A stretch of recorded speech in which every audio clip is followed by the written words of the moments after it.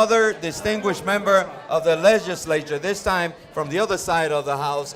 Don't say the other side of the aisle, my friend. The aisle, nah, well, it's, you know, you're on the Senate side. He is from the Bronx, via Puerto Rico also.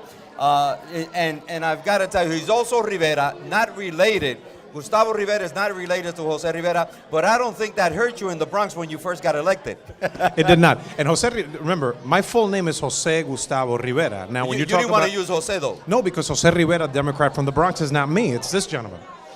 This is why I use Gustavo. Also, Jose Rivera is like the John Smith of the Puerto Ricans. Everybody has Jose that Rivera. last name. So that's why I didn't go by that. So you're here for this 2015 legislative session, the launching of this.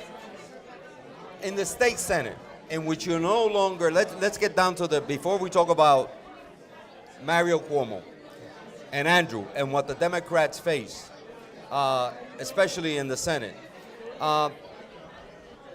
You're a young person, you came to the city. Youngish. You're younger than I am. But did you get to live under the governorship of Mario Cuomo? I only moved to New York in 1998. And so when I came up, Pataki was governor at that point, I believe.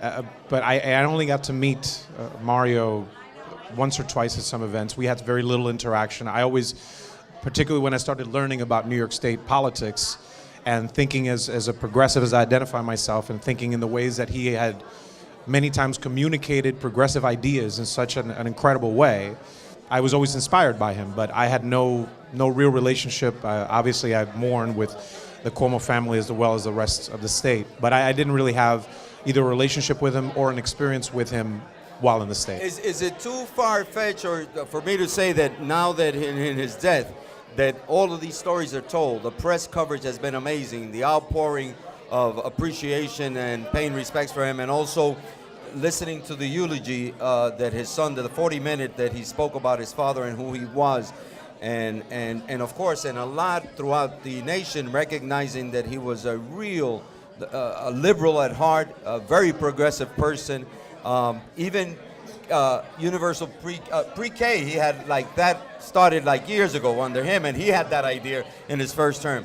All of those things that they come to mind as a young person now, as a Democrat, true Democrat, serving in the state Senate. Is there something that this generation of your age that could take? How do you see Mario Cuomo as you learn more about him in terms of what the direction of the Democratic Party should be? Was there something that was lost there? I think an important part of looking at his legacy is, again, the way that he effectively communicated progressive democratic ideas and ideals. I always believed that a very important part of our job as public servants and as elected officials is to be effective communicators. And when you look, the '84 speech, which is obviously a legendary speech, is not the only one he gave, obviously, but when you're talking about progressive ideas in a compelling way, if you can connect it to people's real conditions and then talk about how ideas and ideals lead to policy that can change people's lives, that's something that we need to reclaim.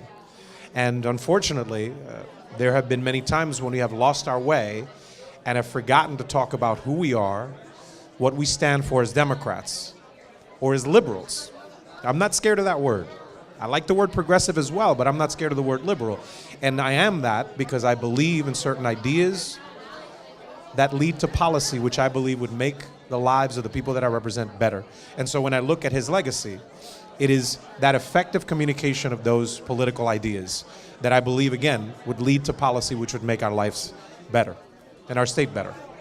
You now start this session in the minority. Thank you for reminding me. No, but it's interesting because you also, I think that a lot of the viewers who are streaming live at City and State TV, maybe in context, that you took out a person who was not liked and created chaos, that being Pedro Espada Jr. You smile, but nobody expected you to beat him, and yet you got him out of politics. He's now serving 10 years in jail. I guess the justice system spoke for itself. But are you in a better position now to be able to do the changes when you're in a minority? And you in the eulogy today, it was telling how the governor also talking to Dean Skelos, who was there, recognized how difficult it's going to be.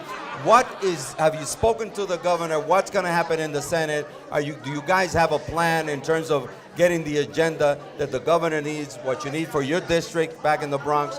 Is there discussion of that, or is that process just starting now? And what is the top priority for Gustavo Rivera as a state senator? I haven't had an opportunity to speak to the governor. Even today, he was obviously was not the time. Very involved. Not the time to. I didn't even have a time to express my condolences directly. And between November and today, I haven't had the opportunity to speak to him.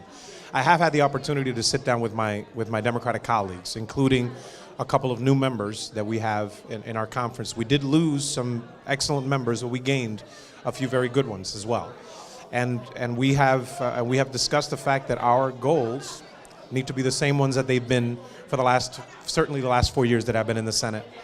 And that is to, again, talk about what we stand for as Democrats, who we are, what we would do differently if we were in the majority.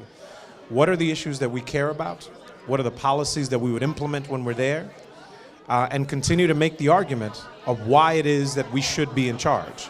And I believe, certainly we can talk about the turnout. We had a similar conversation very recently in Puerto Rico right after the elections. And we've had some time to kind of go through those numbers. But again, the turnout was so anemic, so sad, so pathetic. We were never going to win, if that being the case. So I think that the conversation that we've had amongst ourselves, and ultimately the conversation that we will have with the governor is the same one that we've been having for the last 4 years.